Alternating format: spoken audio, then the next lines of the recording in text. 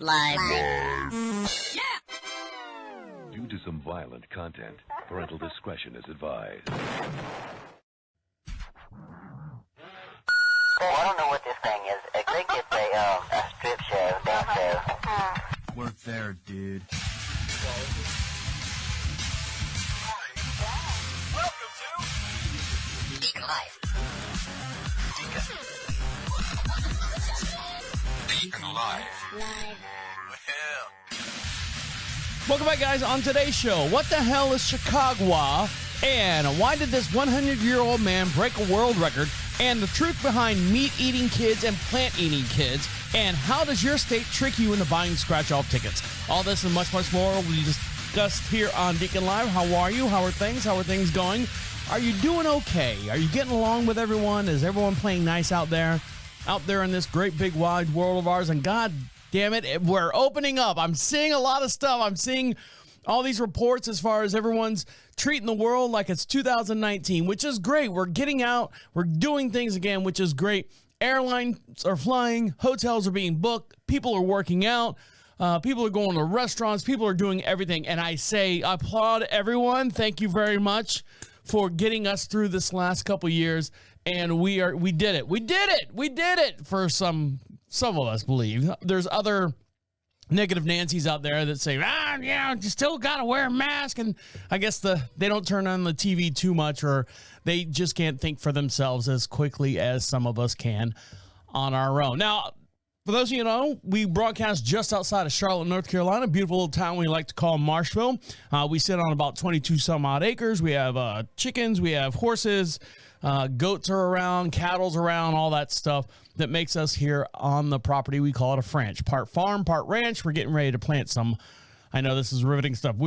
I'm giving a little background story because I've been talking nothing about, or only about, my dad and his trials and tribulations of moving up here in North Carolina. But we're putting in our garden this weekend. We should have it all done.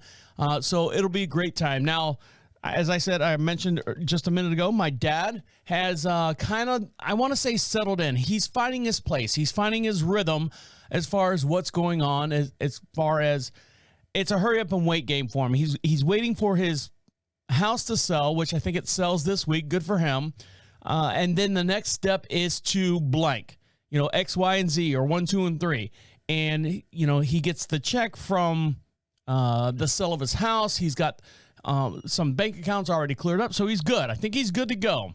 The thing is, he still doesn't have a car, which is fine. I don't mind driving him around. He's welcome to, we have a little red 1992 D21 red Nissan truck. He can go out there and drive that around. It's a stick shift, 5 on the floor. Get you through the door is what they say. And, if he's got a doctor's appointment or something like that, or if we're going somewhere in town and he wants to go with us, he's welcome to jump on board. Now, he is looking to, next step is to buy a vehicle. Well, first of all, he needs to get his driver's license. Buy a vehicle here in North Carolina, and buying a used vehicle, it's going to eat up all his money. You know how used vehicles are right now. And he's like, well, I want like a mid-size truck or something like that. I'm like, even a used one, Dad? He goes like, yeah, I looked at like a 2004. They won like $13,000 for that thing. I'm like, well, yeah, I know. It's crazy out there. Then the next step after that, he wants a UTV, not an ATV, UTV, like a side-by-side. We call it a side-by-side. We have a Polaris a 550 with a dump truck on the back of it. He drives that around, but once he gets his house built, he's going to want something down there by himself. So he's looking at that. And then, like I said, the next step is for him to actually build like a little 900 square foot, 2-bedroom, 1.5 bath. I don't know. That's the next step. So that's on his plate. He's got to look that up. We can give him ideas of what we can do here on the property, but that's where he's going. The only problem I have right now, the only thing that irks me, what grinds my gears, it doesn't grind my gears, when I get in the D21 or even the Audi, we're still waiting for our truck to come in that we ordered from Chevy, 2 years ago. That saga is still going on. But when he gets in the passenger seat of any vehicle that he gets in, whether it be the Audi or the little, he cannot safety belt. It's like foreign to him. He cannot get the tab A goes into, like the airline thing. Please insert the metal tab in and around or in through the buckle. And he just can't.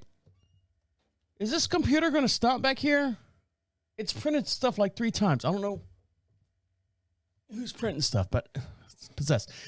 Anyways, he just cannot figure out to get the seatbelt into the buckle. He just can't, no matter what. And I sit there. I literally just sit there and watch him suffer. I watch him, and I'm going, you're going to get it one day, kid. You're going to get it. Just like when I was trying to learn how to ride a bike. You ride the bike for 2 feet and you fall over. Ride the bike 2 feet and you fall over. I'm not going to sit there and walk behind you every time you got to ride your bicycle. So I'm sitting there watching him. And then he gets frustrated because he was a man that was very physical at one time, and now he physically can't buckle his seatbelt. I mean, that's what he's gotten boiled down to with age and ailments and hurting and all that stuff. He just can't. He's trying. I mean, I sit there and watch that buckle fly around that the tab fly around that buckle. It just won't go in it. And finally he goes, hey, do us a favor. Just buckle it for me. I'm like, all right, clip. That's it. I'm not unbuckling it for you. If you can't get out of the car, you're stuck here. You're going to have to spend the night in the car. So that's the only thing that drives me insane is he just look at it. It's a seatbelt.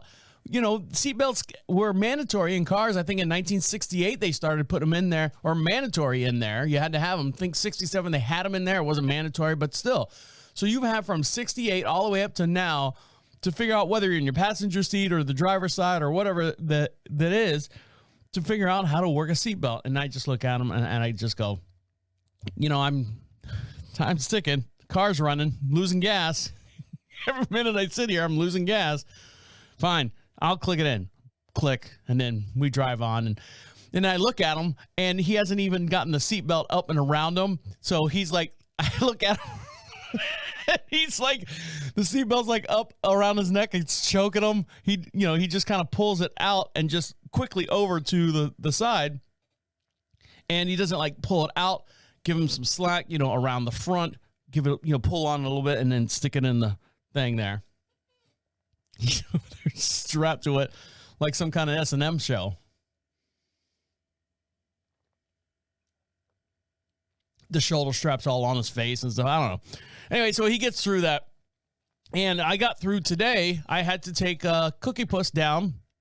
As you guys know, we lost one of our bulldogs the first week of January. And so we are, I don't want to say down to, but we have one bulldog. She's 11 years old and went down to the vet. Now, let me explain the vet here. Now, like I said, we live in a very rural town. There's cornfields and chicken houses and mobile homes and just those people. I mean, you drive far enough away from our property, you hear banjos playing. Let's put it that way. And the main vet that we go to, real nice vet, real nice clinic or area, hospital, whatever it is. It's a huge place. Has, they probably see maybe 200 to 300 dogs a day, or I'm exaggerating, but I mean, probably close to that at any given time. But the people, the area that it's in, holy Jesus. I'm sitting there and it's either you have an appointment and it's one of those places that you have 2 months out or 3 months out. But they take in walk-ins and they try to work you in. So I'm sitting in the waiting room waiting to be worked in, and I'm watching these people come in. And holy Christ, these people, they are flip-flops, mud toes, sweatpants. Their whole entire attire is from the 80s, like when they were in high school. So they're probably creeping up around my age, if not older than that. And they come up to me, and I've got a big fat bulldog, and she's just in there. And I'm like, it's okay. It's okay. It's okay. Just don't look the other dogs in the eye. It's my city dog looking at these country dogs in the eye, because they'll tear you up there, girlfriend. They'll tear you up.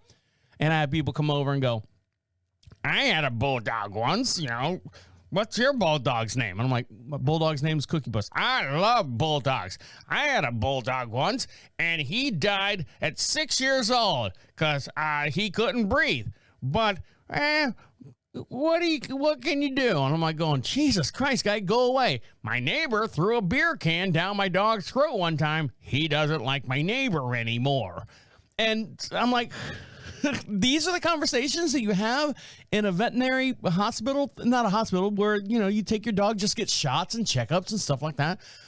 And then I had another lady come in and she was paying a bill. She had on, oh God, she had no bra on and probably size, you know what I'm talking about.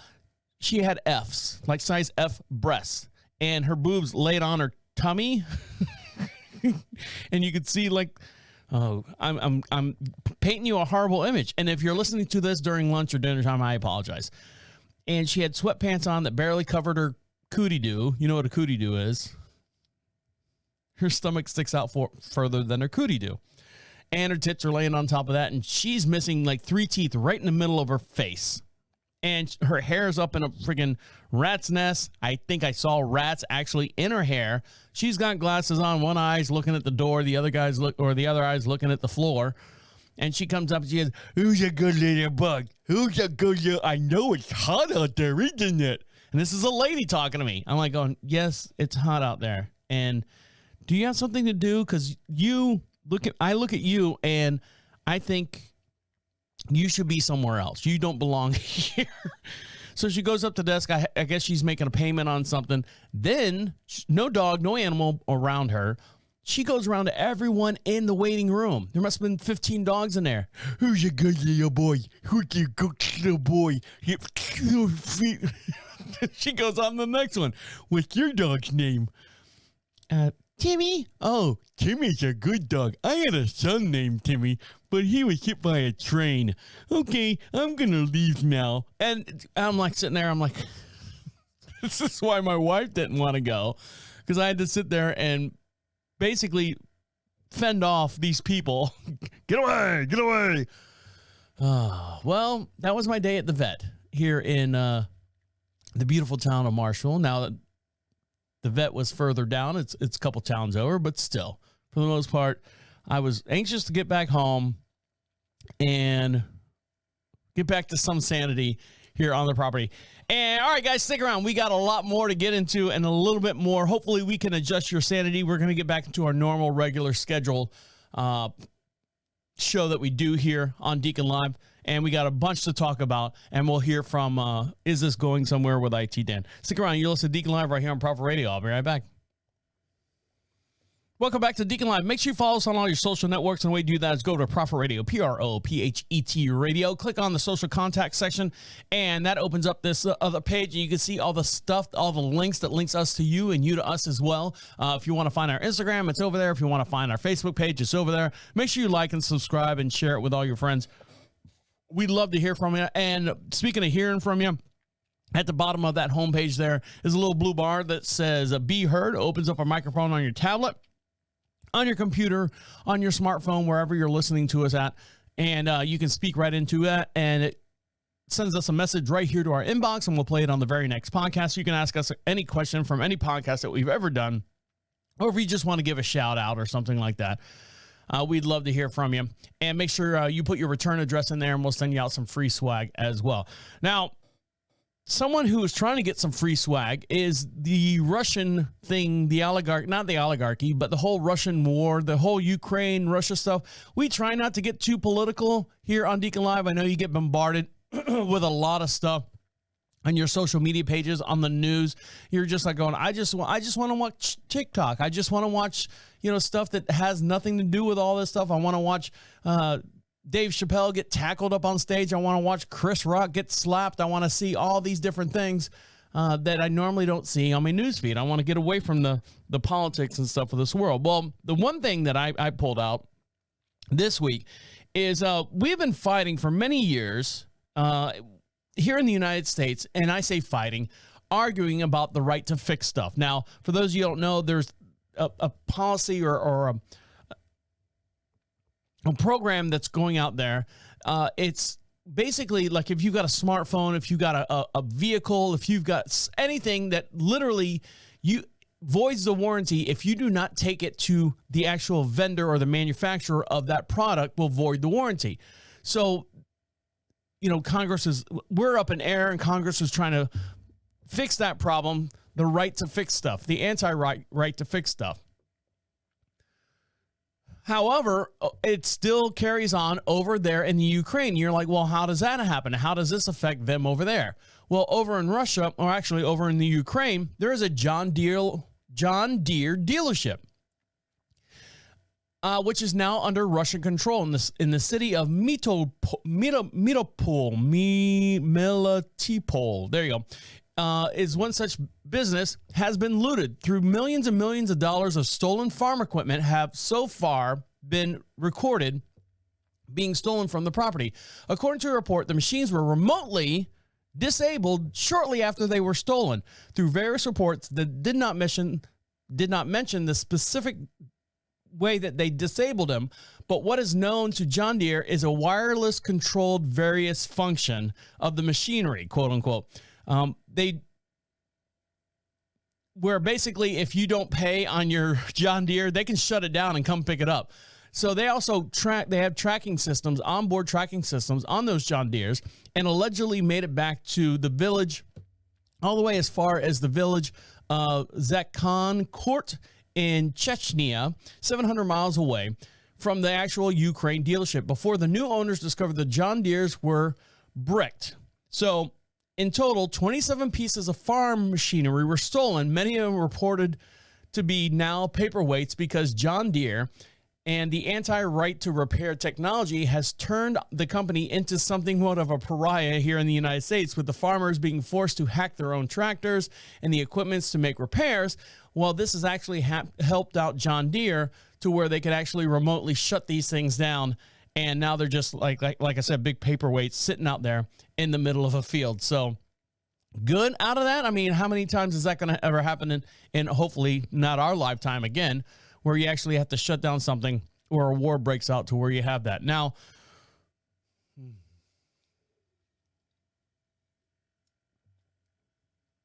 using your GPS, we talked to Dan last week.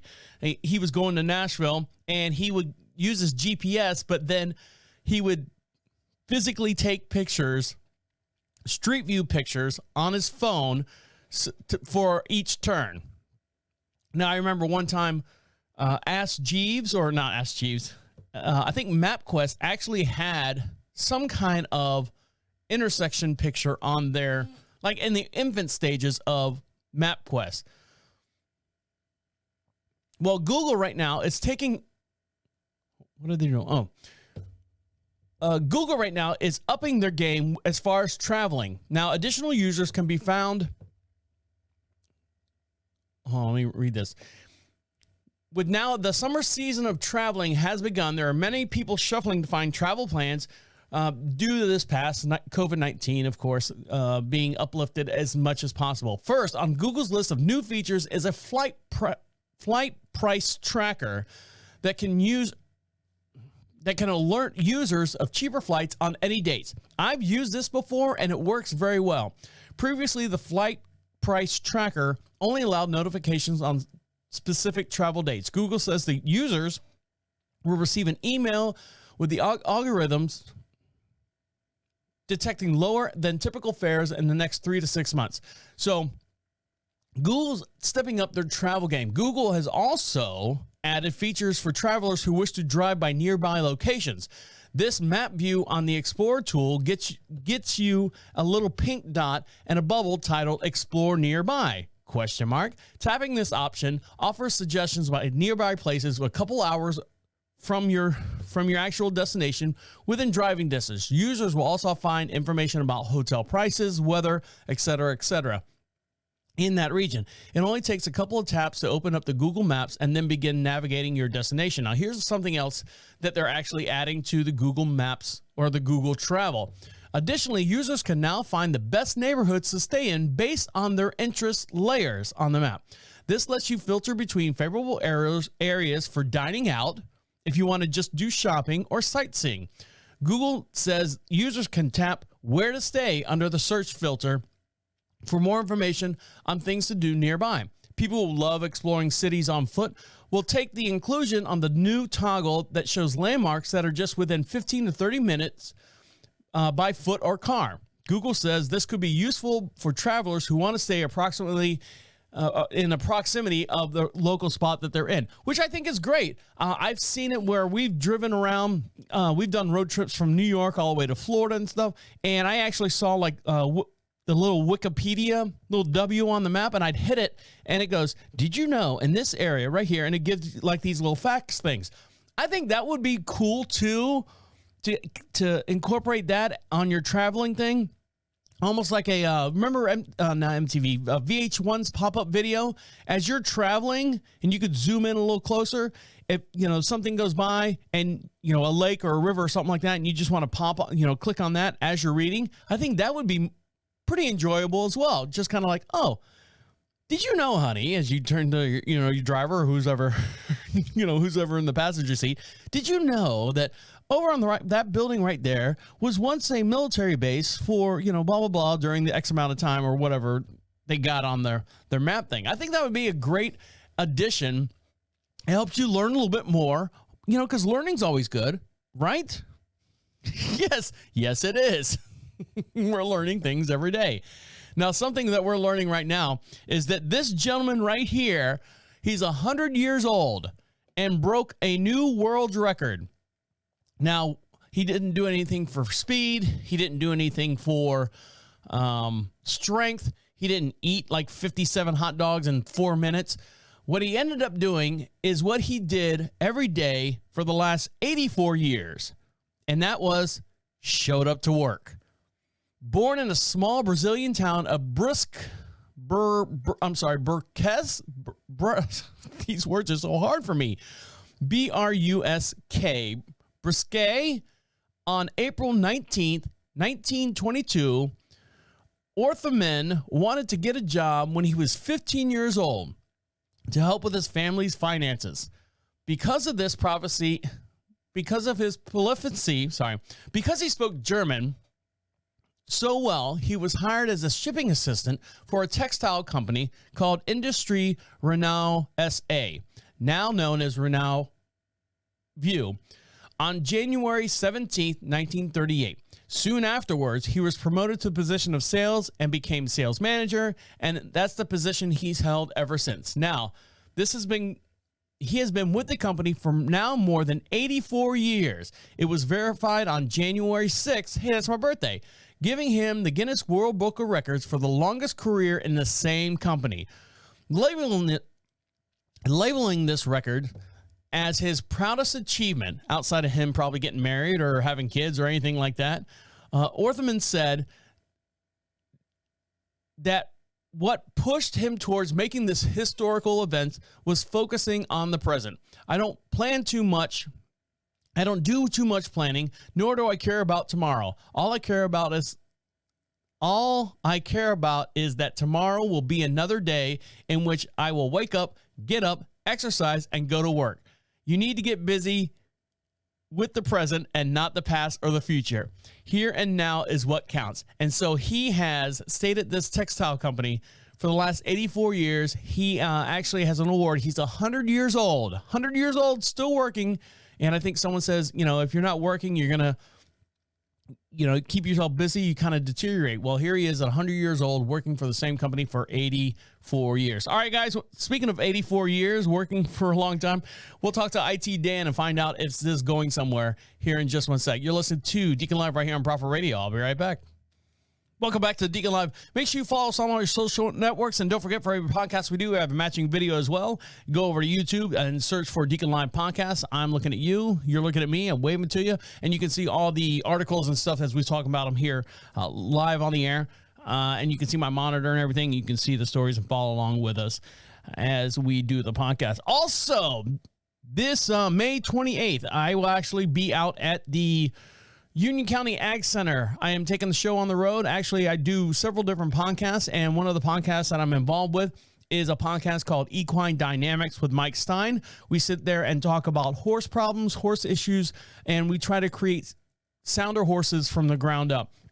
So myself and Mike Stein will be out there at the Ag Center over here in Union County in North Carolina. So if you're in the area, May 28th between 9 and 3, you can come out there and visit me. I've got some stickers. I got some magnets. I'll give you some free stuff and shake some hands and smack some faces, I guess, if you want to see what's going on. And right now, let's find out what's going on with Is This Going Somewhere with IT Dan.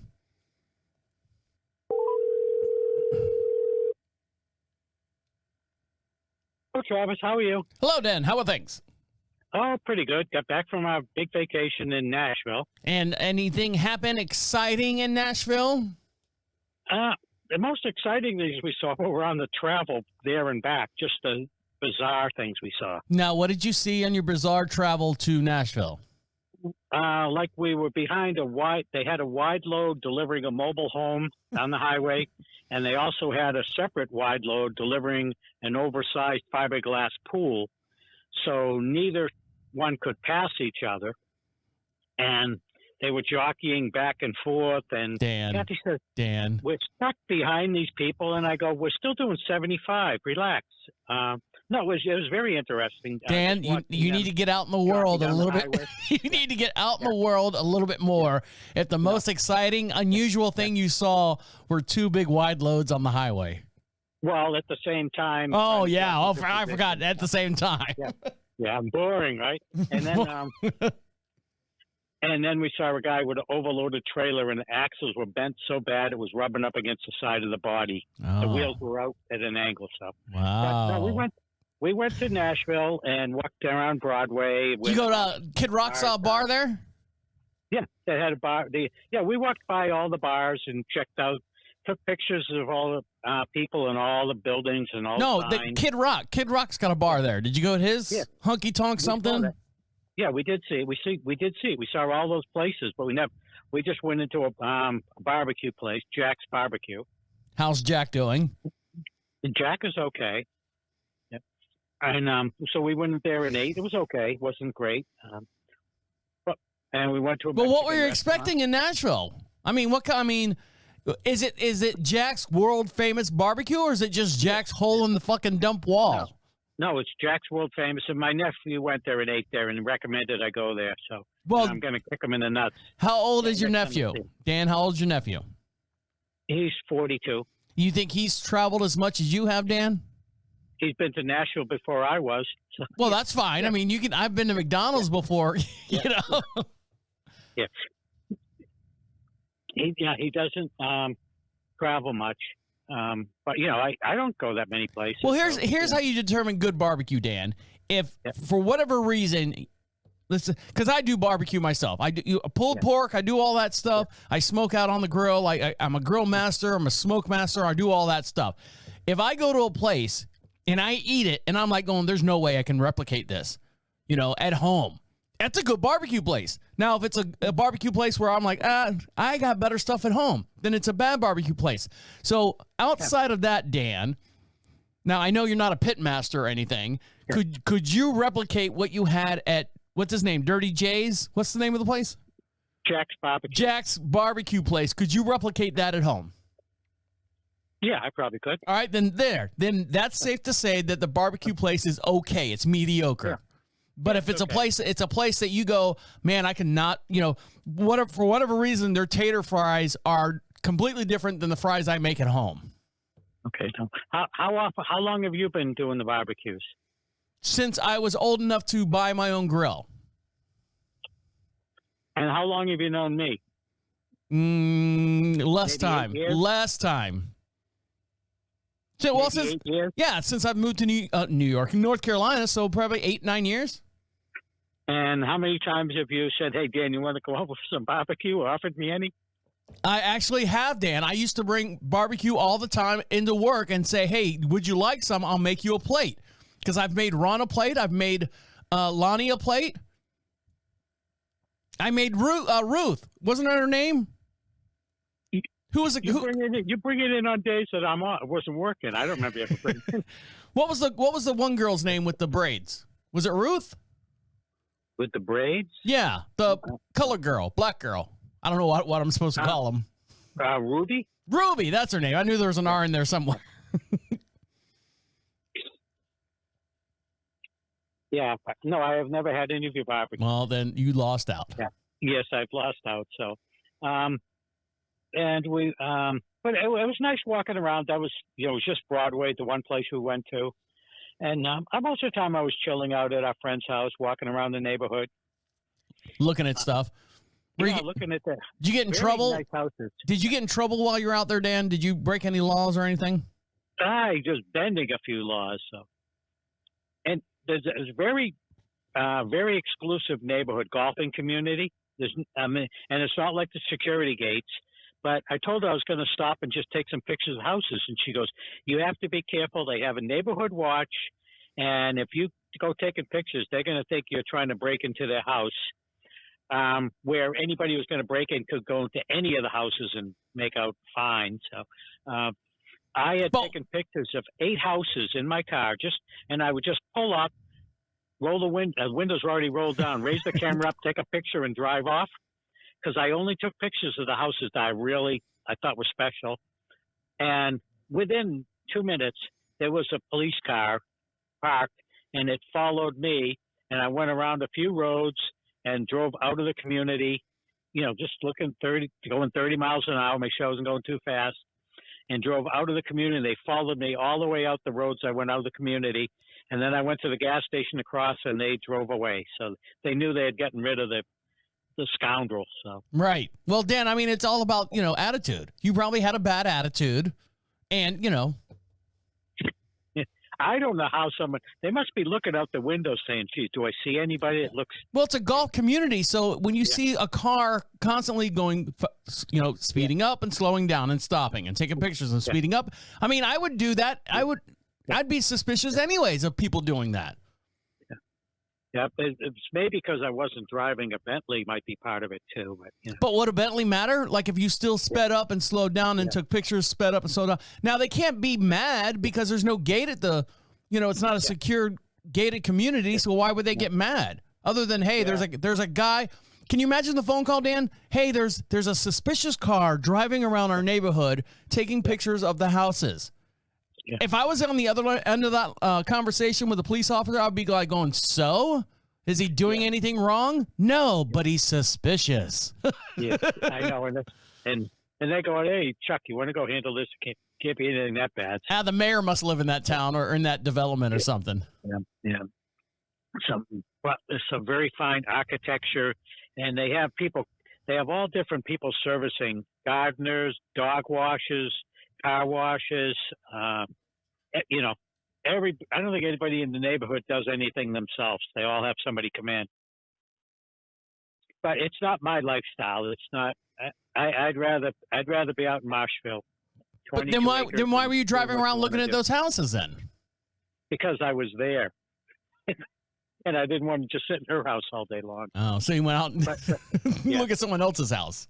Yeah, we looked around, and the craftsmanship and the 10-foot tall ceilings, a beautiful crown work. It's nicely built houses. So ivory toilet bowls with granite countertops. Dan, I thought you said you didn't get out of the car.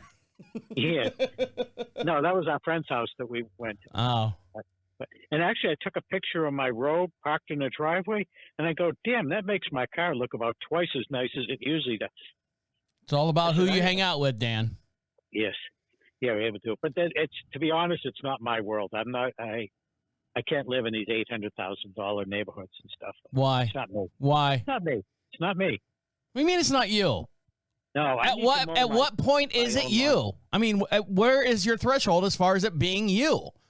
$400,000 home? No. $200,000 home? Well, let's not go that low. Yeah. No, I'm good at my house where I am, Is it the house price or the square footage of the house? I think that's the square footage in the neighborhoods where they're all every blade of grass is in place, and you pretty much can't do anything in your own yard pretty much because someone's already come and clipped all your hedges. Well, you don't need to do anything in your yard, Dan. When you have the money to do it, you don't need to do anything. You can go off and do other stuff like play golf. Yeah. Yeah, but yes, and I don't play golf. But if you all of a sudden, your stock in Bitcoin went up like crazy, and all of a sudden you didn't have to feed the horses. You didn't have to mow. Let's say you got somebody that wanted to come and mow your lawn for you, so you don't have to do it. Right. Like your dad. Right. Would you be comfortable just sitting around and not doing all those chores? No. Now I've got money. I'm going places. I'm going to go see something. I'm going to go do something. Yeah, I went there and saw something. And you got the police called on you. Yeah. And then we're driving back. We decided to go along the Blue Ridge Parkway. We're driving along there. Ooh. And it was pretty.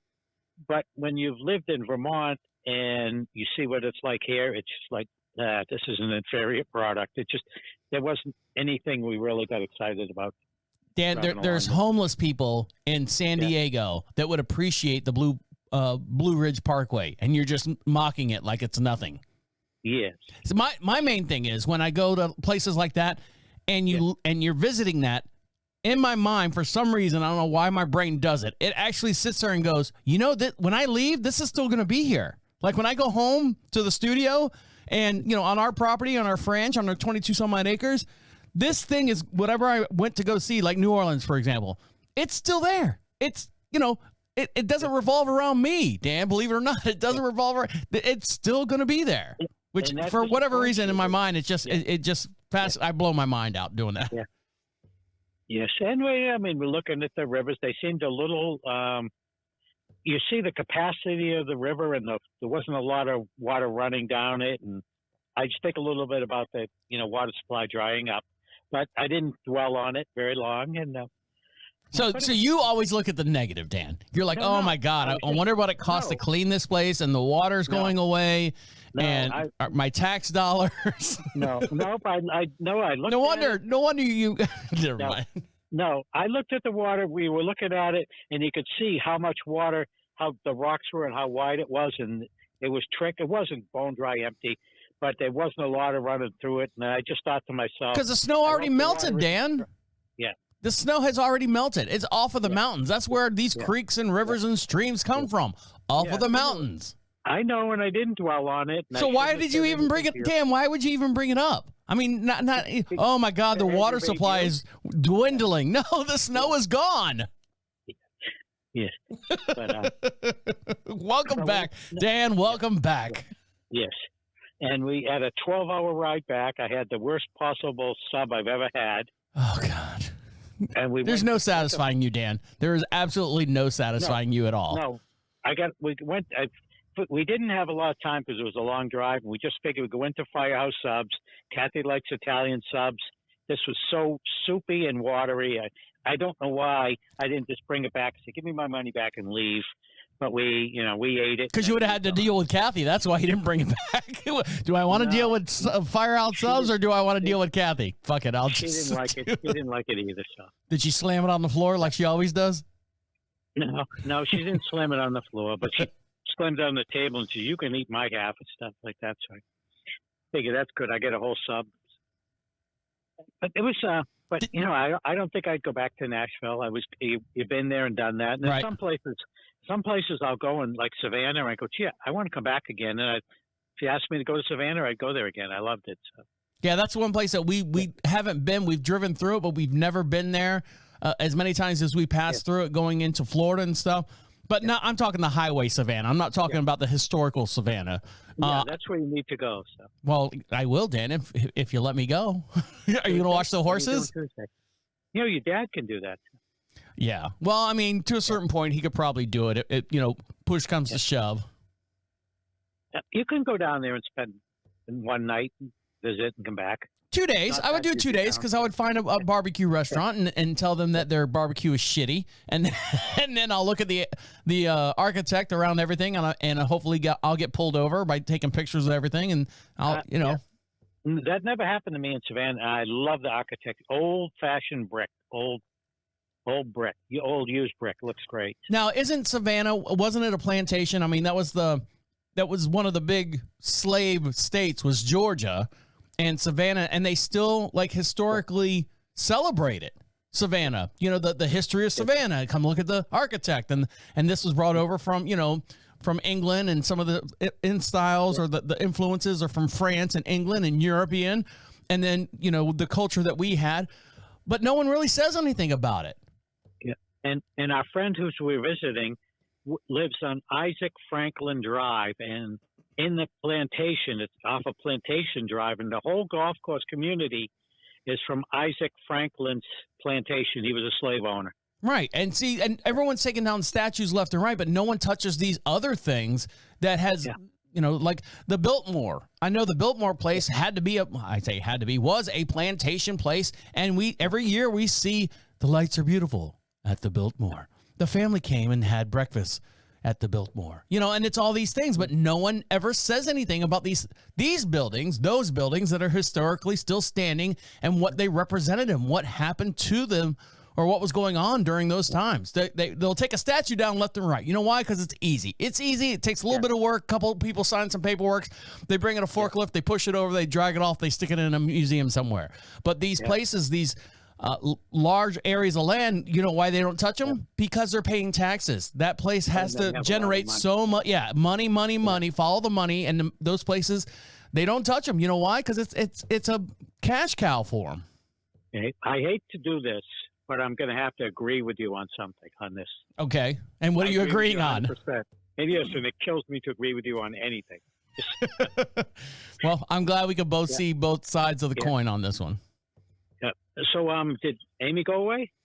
She went down to Florida. She left Thursday, came back Saturday.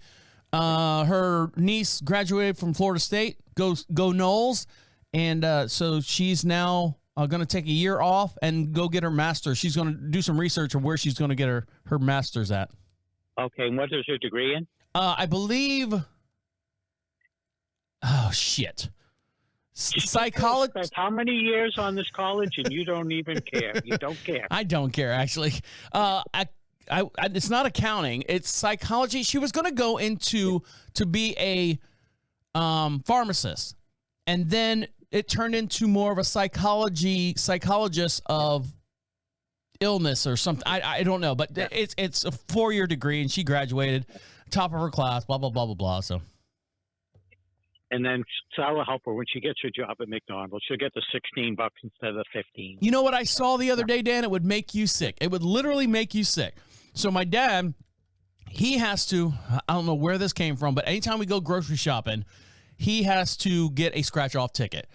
And even in Florida, when we go grocery shopping, he was doing it for years and stuff down in Florida before I even got down there, and before my mom passed away. And he would get, the automated machines where you just put the money in like a slot machine, and you just press the button and out comes. Machine. Yeah, self-service. Yeah. The one at Walmart that we go to doesn't work for whatever reason, just doesn't work, and he gets upset because he could care less about grocery shopping. He just wants to scratch off tickets. Millionaire dreams. So we went over to QT. I said, Dad, we'll stop at QT on the way home, and you can run inside and grab one from the counter. Okay, so he runs inside. As I'm sitting out there, QT's always hiring, right? They always have a sign out front that says managers wanted, part-time help wanted. I took a picture of the sign that says part-time help wanted. Apply, at QT.com or whatever. Yeah. Starting salary. Starting rate. $19 an hour, Dan. $19 an hour to start at a gas station convenience store. Yeah. And doesn't that make you sick? That's in the neighborhood of what happened to me after 18 years at Home Depot. It's not far off from that. Exactly. I mean, I remember not even 2 years ago, they said, assistant managers or store managers for a convenience store starting at $45,000, part-time help starting at $13,000. And I kind of just sat there and I go, well, part-time help, $13, that's not bad. I would do that. I would do $13 an hour for a part-time job. What is it? 20 hours a week. Thank you, come again. Thank you, come again. Thank you. And then a manager, $45,000. I had to see what the hours would be like. But I mean, $45,000 to run a convenience store. All right. Well, you might do some ordering, do some scheduling. What else do you do? I mean, you don't have a whole lot of drama there. But now it's $19 for part-time. But you know what they found out? What? That the $19 really doesn't matter, because when they charge you $3.50 for a lukewarm Coke that's in the fridge, and $4.99 for one slice of pizza. Everyone just says, we don't care what we pay because we're just going to raise our prices up. Let's see, 19 times 20 hours. Move that there. So 20 hours a week, that's $380 a week times 4 weeks. That's over $1,500 a month times 12. That's just over or just under $20,000 a year. $20,000 a year working part-time at a convenience store. That's unreal. That's unheard of, and that's crazy. All in the same sentence. Using that word again. Yeah, I know. Using that word again. I got it from someone. Yes. There's not a day goes by that I'm not like astounded at something like that some price or something's going on. It's $26 to park in the garage for 2 hours. Where at? In Nashville? Yeah. Well, that's not Dan. Yeah. Don't get me wrong. That's Nashville. It's almost the same amount of price to pay to go to Disney World to park in their garage, and you're paying to park at a place that you can't walk there. The only way to get to the place is a car. Outside of if you got hotels arrangements has like custom little courier vans that run over there, and you don't have to pay for that. But still, it's close to $20-something just to park at one of the theme parks in Orlando. So $26 to park in a tourist town, that's expected. Yeah. But the last time I parked anywhere was like, for like $3 an hour, but it's been a while too. Yeah, you don't get out much. I mean, you were so impressed with the the two double wide loads on the street. I'm impressed with something I see driving down the highway. So, but it was good to get out, but I'm not ready for another vacation for a while. I got to recover from that one. Why? What was the recovery? You didn't do anything. You almost got arrested. I drove back. 12-hour drive coming back. Oh, it's 12 hours, really? Oh, yeah. Why was I thinking it was less than that? I mean, North Carolina to Tennessee is not that far, Dan. No, well, it should be 8 hours, but we went along the parkway where it's twists and turns, right? 35 miles an hour, and we, you stop and puke stop and get gas in 15 minutes. Little things add up. But I was doing 80 miles an hour most of the way. Did Kathy drive at all? No, I did all the driving. Did she want to drive? No. How was the music selection? Did she burn through all the music in the first 30 minutes? I don't like this song. I don't like this song. No, I don't like this song. I had a new selection of 251 songs, and we never quite got through all of it. So. Because she would let you listen to it. Turn this off. No. Yeah, she would do that sometimes. Turn off, but it was good to get out. Well, good. You should have had a book on tape or something. Yeah. Both of you could have listened and learned something. Yes. Yeah, I don't have a tape player though. Well, I'm speaking facetiously. You got an MP3 player and all that, so some kind of book on MP3. Yeah, I have a lot of audio books. I have a feeling that will put me to sleep, but I did take drugs going down there. I have to confess to that. Oh, really? What'd you take? Some meth? Sudafed. Sudafed. That's an ingredient of meth, isn't it? You can only buy so much Sudafed. So. Right. So how'd it go? It worked good. It kept me from falling asleep. Well, good. I just took 2 of them. And now you're in rehab. No. Then I got home and I couldn't go to sleep. No. Why wouldn't you take like soda or something like that, or one of those 5-hour energies or something? Oh, those do a job on me, and then it wears off and I get real tired. And the Sudafed just is non-drowsy. Okay. So I take that, and I just only had 2 coffees. If I have too much caffeine, then I get overtired and worse. So. You start beating yourself in the head. Yeah. No, then I fall asleep when I get real irritable and things. So you take it all the time, I guess. Yes. That's the thing. So, and I'm looking forward to coming over and meeting your dad. Right. He's not looking forward to you though. I told him all about you, and he's heard all your shows over. Is this going somewhere? Yeah. He's like going, that guy's a dumbass. He didn't say that. I did. Yes. I'm kidding, Dan. We love you. We love you, and we're glad you're back. Someone told me I was a smart ass, and I said, that's because I'm surrounded by dumbasses. Someone also told you were a stop stick. Yes, that's the worst thing anyone's ever told me. I still go into therapy for that, because of that. Well, hopefully you'll recover from your Sudafed addiction, too, while you're in there.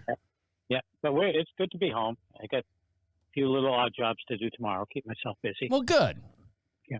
All right, Dan, anything else before I let you go? No, that should do it. And just the Nashville Experiment's over. Okay. Well, welcome back. We missed you. And tell Kathy I said hey. Okay. Take care. Talk to you later. All right, bye. Bye.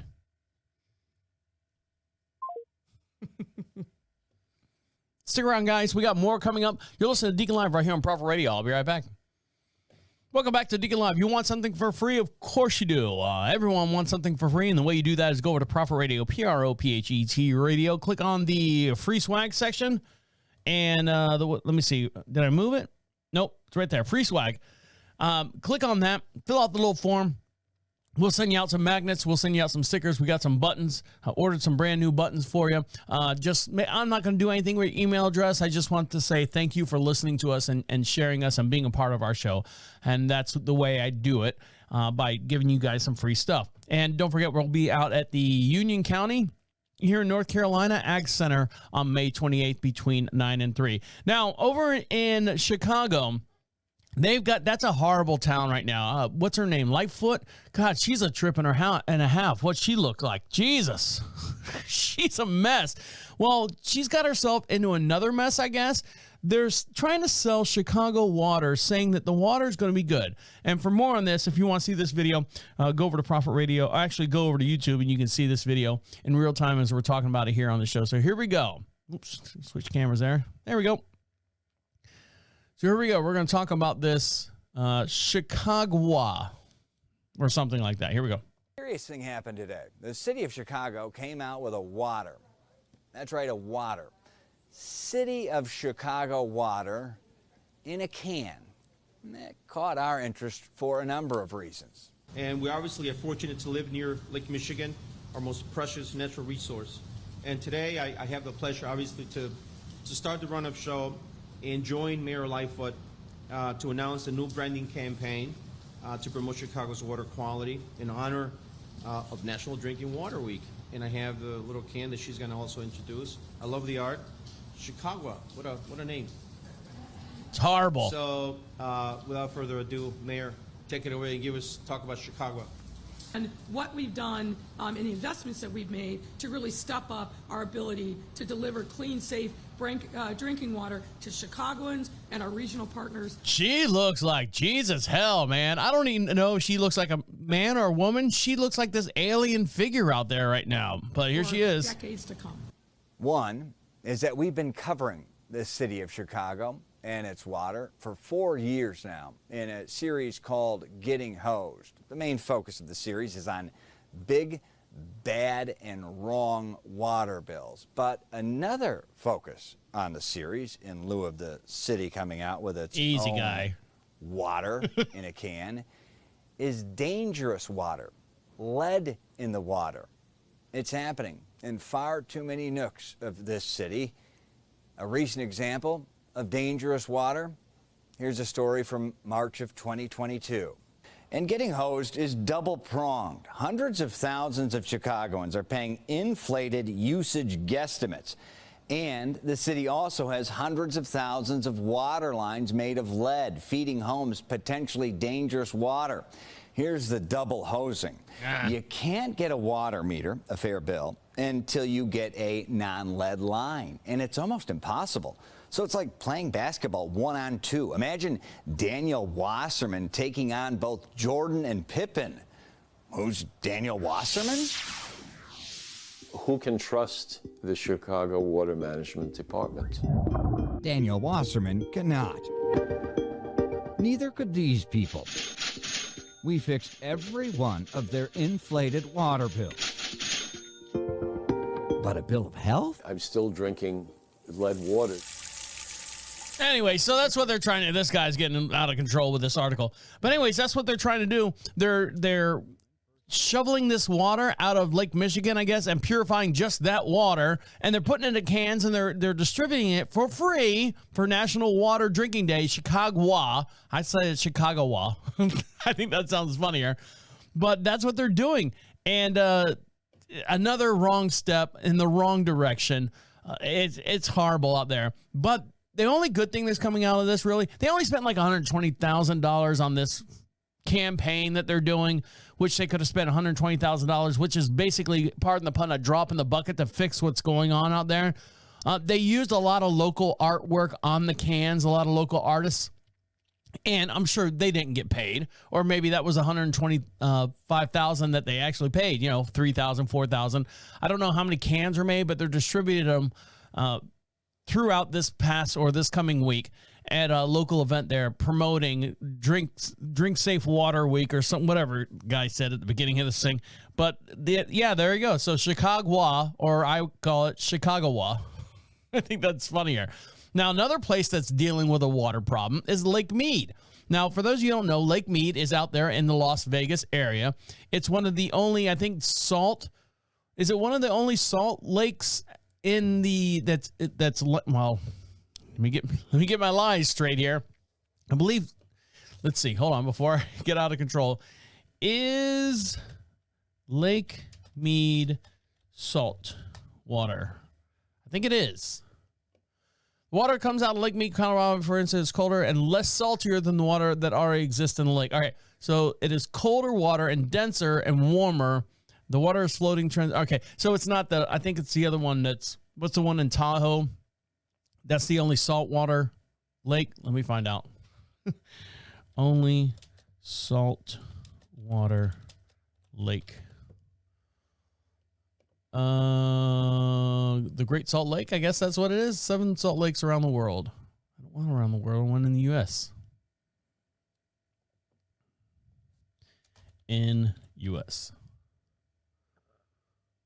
Yeah, the Great Salt Lake. All right, so there you go.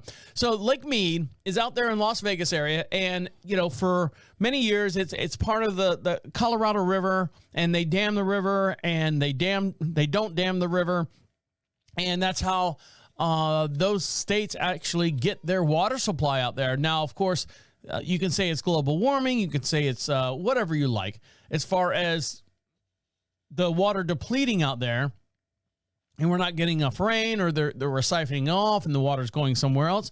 Well, Lake Mead is actually subsiding.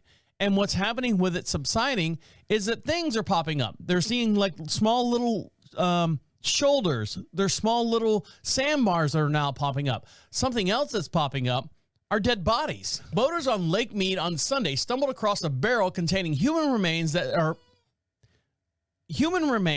that, based on the decayed nature of a metal drum, appeared to be several years or several decades in the making.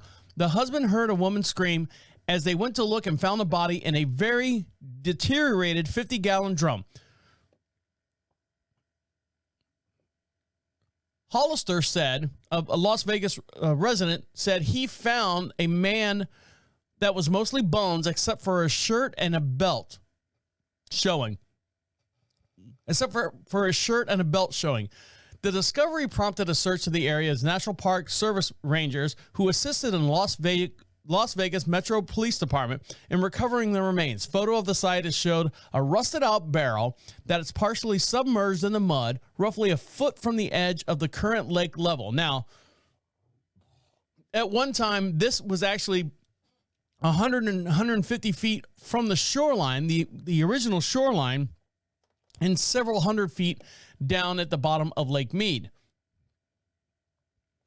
Now, some new details have come up because they've actually opened up the thing and kind of did some research as far as what's going on with the person and who this person could be. A person whose remains were found on the corroded barrel in Lake Mead in Nevada over the weekend is thought to have been killed decades and decades ago. The unidentified person in the barrel who's... Nope, I don't want... Block all you guys. Thank you very much. I got one of those things on. The unidentified person in the barrel, who is believed to be a man, was discovered by boaters on Sunday afternoon. Detectives believe the victim was killed sometime in the mid-70s to early 80s based on his clothing and his footwear the victim was found with. The Las Vegas Metro Police Department said the victim's clothes and shoes were sold at Kmart in the mid to late 70s. We believe this is a homicide as a result of a gunshot wound. The identification of the victim's body will be released by the Clark County Coroner's Office when it becomes available. Decades-old barrel has believed to be the original... Hold on. The decades-old barrel is also to have originally been a about 100 feet under the water line and several hundred yards from the shoreline. So this place was really, really deep. And now that the lake has kind of subsided because of the water or whatever you want to call it, the water level has dropped so much in the last 30 to 40 years that this person was located. If the person was dropped in a barrel in the water and it sinks, you're never going to find it. Never, ever going to find it unless the water level drops. And unfortunately, this is what's happened. Now, two things are going to happen. Oh, if you've got tips or anything about this body, call 702-828-3521, or you can email homicidelvmpd.com if you got any information about this. So, I mean, you know, it's a dead body out there, and no one's going to find it. It's sitting. Now, when a body decays, I guess that, I don't know if the thing was watertight or anything, but don't you just kind of turn like jelly to slime almost? And that was trapped in that barrel, probably oozed out. So there might have been a little residue inside, but they found them. So who else, or who knows what else they're going to find out there in Las Vegas? You know, Las Vegas, you know, what was it in the late 70s, early 80s? It was a freaking gunslinging town out there. Who knows what you're going to find out there if they drain that thing and find more bodies or guns or anything out there. All right, guys, stick around when we come back. Do you think your third grader is qualified for college? Well, this whole third grade class is. And we'll talk about that here in just one sec. Stick around. You're listening to Deacon Live right here on Prophet Radio. I'll be right back. You want to be heard? Of course you do. Oh, hold on.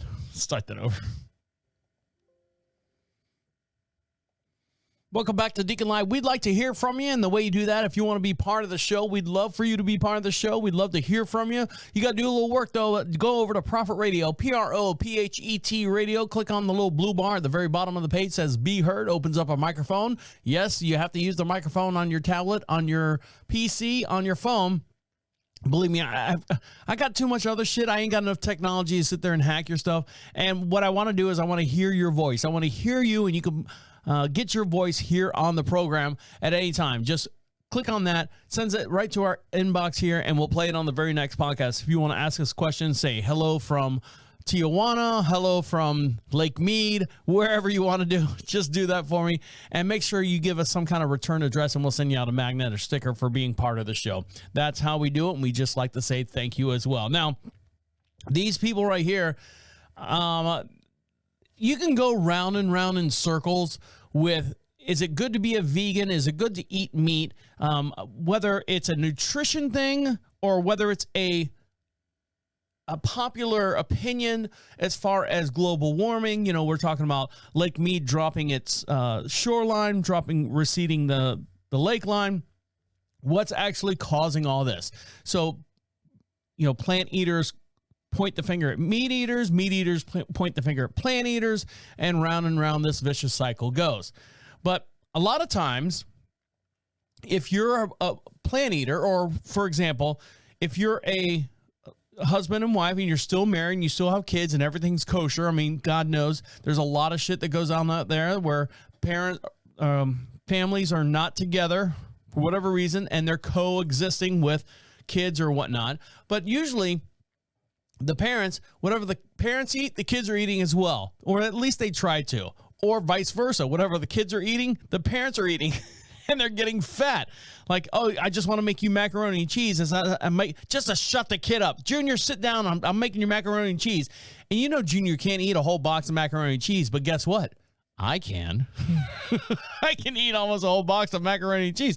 So I'll give Junior a couple spoonfuls. He'll sit there and stick his fingers in it, slap it on his face, throw it on the floor, and then I've got a whole box of macaroni and cheese, and boom, I'm 50 pounds heavier than I should be. Now, kids who live with vegetarian parents and those that live with meat-eating parents have now discovered that there's no difference between their actual fit lifestyle.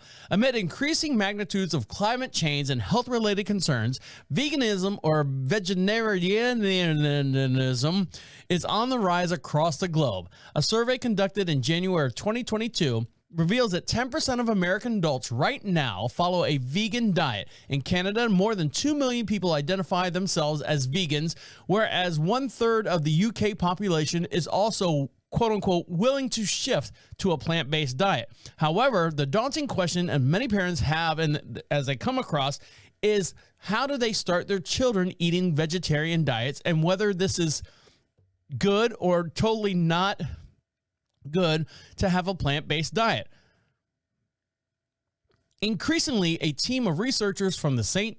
Michael's Hospital in Toronto has tried to answer the question in its study. So here's what they found out. From 2008 to 2019, the authors of this study examined data concerning the weight of vitamin D levels in the body's mass index, height, iron content, and cholesterol levels of 8,907 Canadian children between the ages of 6 and 8 years old.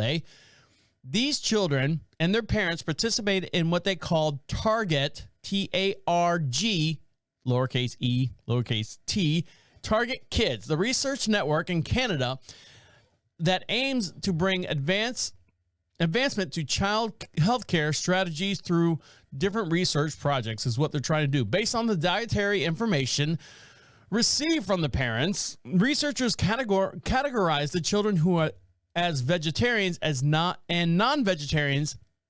Hold on, let me read that again. Hold on. Based on the dietary information received from the parents, researchers categorize the children as vegetarians and non-vegetarians as compared to their physical growth.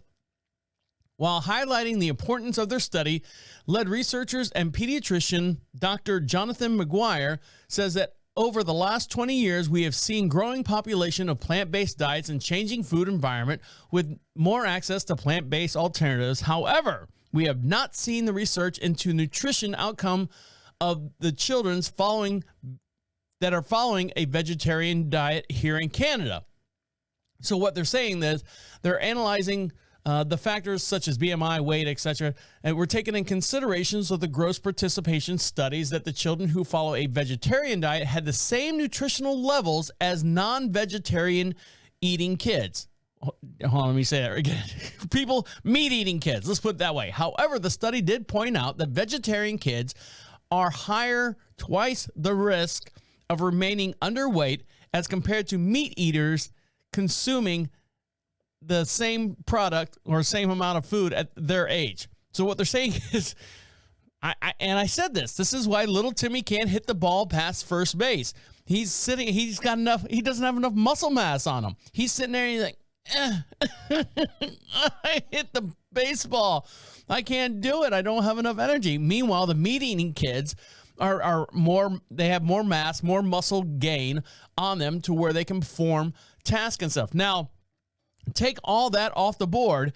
What are your kids doing at the ages of, let's say, between 6 and 11, 12, 13, those growing years? You know what they're doing? They're sitting there playing Fortnite. They're sitting there playing video games. They're not outside hitting a baseball. They're not outside running track. They're not outside playing hide and go seek, dodgeball, or anything, Red Rover. They're not playing jarts or anything out there in the yard. So maybe if your kid is sitting in front of a computer all day long with a lot of screen time, maybe a vegetarian diet might be good for them. Now, if there was ever a armed robbery and they want to be the hero, they'll be pushed out of the way. Get out of the way. Don't push me. Things are hard. Life is hard. But on the other side, you know, meat eaters, if you're a meat eating kid and you're sitting in front of the TV playing Fortnite or whatever, in your growth years before puberty, you're going to be a big fat fuck for the most part. But I mean, so each to his may. Lifestyles are changing left and right. Do what's best for your family is the only thing I can say. You know, I'm dealing with diet nutrition with my dad. My dad's got diabetes, not bad diabetes. He takes a pill, but every day he has a Jimmy Dean's sausage breakfast, you know, thing that he throws in the microwave. At lunchtime, he has a Hot Pocket, and at dinner time, he's having some kind of like Marie Callender's or something like that. I'm like, Dad, you know how much sodium and stuff? And he looks at me and goes, I've lasted this far. My dad will be 76 next month. And I'm like, oh, well, you know what, Dad, you're right. I'm not going to argue with you anymore. But for the most part, do what's right for you. Don't go by researchers. Just take that knowledge to yourself and apply it to the way it fits in your lifestyle. All right, guys, stick around. We got one more segment, and we'll let you get back to what you got to do. Stick around. You're listening to Deacon Live right here on Prophet Radio. I'll be right back. Welcome back to Deacon Live. Make sure you follow us on all your social contacts. And the way you do that is go over to Prophet Radio, PROPHET Radio. Click on social contacts. You can see all the links that links us to you and you to us as well. We're available on Instagram. We're available on Twitter. We're available on YouTube. We're available on Facebook. We're available on, let me see all the different things here. I'm going to click on it while I'm sitting here looking at you guys. Facebook, YouTube, iHeartRadio. If you want to email me, there's a link there. Google Play, Stitcher, iTunes, Spotify, TuneIns. I forget what that one is. Podcast, Pocket Cast, Twitch, and public radio for podcasting. So there's a whole bunch of different ways. If you can't find us, just search Deacon Live, all one word. I know you're listening to us now, but if you want to search for us, Deacon Live, all one word, on all your social platforms, and you should find us as well. And for doing all that, make sure while you're over at Prophet Radio, click on free swag, and we'll send you out some free magnets, some free stickers, just a way to say thank you. Believe me, I've got enough stuff going on. I'm not going to do anything with your email address or anything like that. Just a little something to say thank you for listening to us and dealing with all the stuff. I appreciate all the hearts and prayers that everything's been sent out to us. My dad's settling in just fine. I catch him on the back porch. We have one of those, you ever seen those Bug-A-salts? Guns. It's weird. It looks like a Nerf gun, but it shoots salt out because here on the property we have farm animals, and so there's there's a constant struggle with chicken poop and horse poop and cow poop, and it's just a shitty place to live, I guess. It's lack of a better term. But there's a way to process it. You put it over here and you compost it and you turn it and you add stuff to it and you rotate it and then you use that on your property. But part of that is it brings flies in. And we have chickens out there, and we put the horse poop out there, and the chickens pick the larva out of the horse poop and so on and so forth. But they actually make what's called a Bug-A-salt. And salt, using table salt, and you cock it one time, you aim it, and it shoots just a pinch. I mean, literally a pinch of salt at a fly, and it kills it right away. So we have that around the house. So that's my dad's part-time activity as far as him walking around. Like in the kitchen, sometimes you'll get a fly in the kitchen, and he'll go, fly, shoot that fly right off the counter, and then he'll sit on the back porch, and he's got the whole world out there that's against him. And he says the flies are planning an attack against them. Now, something that we were talking about, the meat eaters and plant eaters, something that's against Texas right now is Texas right now does not have a hot dog. Well, let's put it this way. So when you say hot dog stand, you think like New York, you think Chicago, you think all those places where give me a Chicago dog, give me a New York dog, give me whatever, Atlanta dog, and all that. And each hot dog or each city's got their own friggin' hot dog. I am just a regular. You start throwing pickles and sauerkraut and onion on it, I just get a little, no, I don't want that. I don't want it dragged through the garden is what they say. Well, Texas right now is trying to come up with, actually, let's say not Texas. I don't want to put the whole blame on Texas just in case this fails. A food truck specializing in hot dogs has been getting a lot of press lately. Why do you ask? Because they are reportedly created the first Texas-style hot dog. According to Cowtown Dog's website, every major city in the United States has their very own hot dog, like I explained. Now, somehow, this unique has not had one in the Dallas-Fort Worth, Texas area. Cowtown says the details of the hot dog step-by-step process of making the original Texas-style hot dog. Now, bear with me. I'm going to give you the list and tell me if you feel that this represents Texas. So you start with a Euro classic brioche bun. Brioche! And then a layer of olive oil marinated jalapenos and grill them for crunch. All right? You can just get crunchy jalapenos like my wife does in a bag. Add an all-beef premium hickory smoked hot dog. All right, so it's a smoked hot dog, like a smoked sausage, like a kielbasa, or is this a meat beef product type hot dog? There's a lot of stuff going on.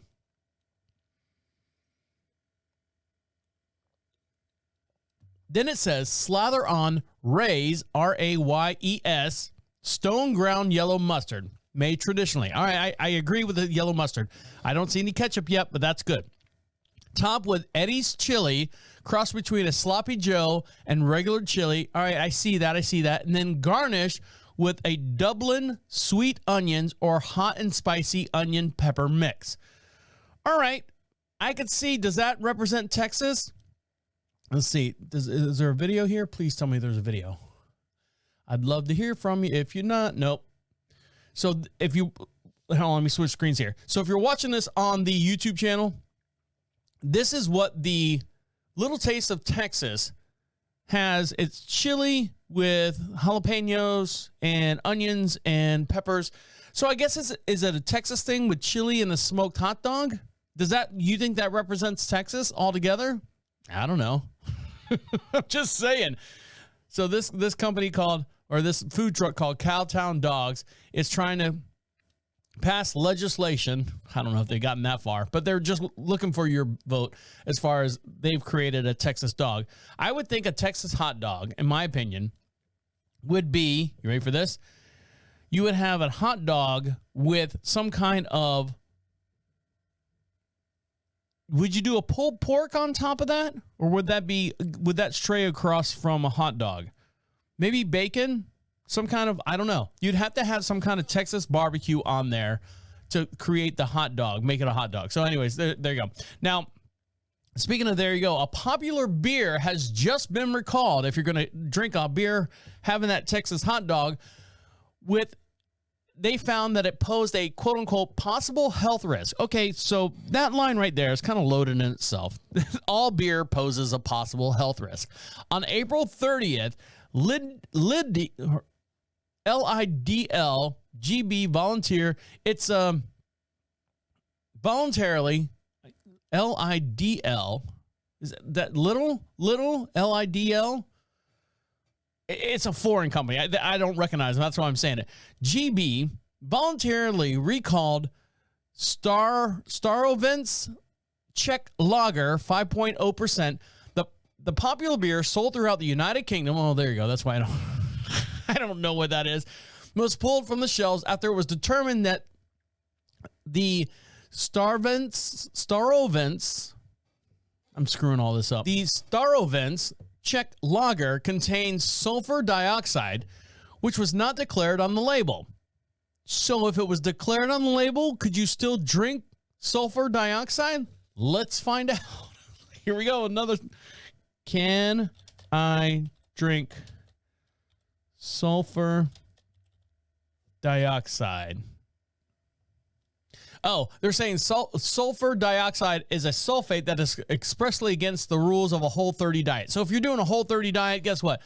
Sulfur dioxide is not part of that. So if you're doing a Whole30 diet, why would you be caring about drinking beer? You're not should be drinking beer or something like that.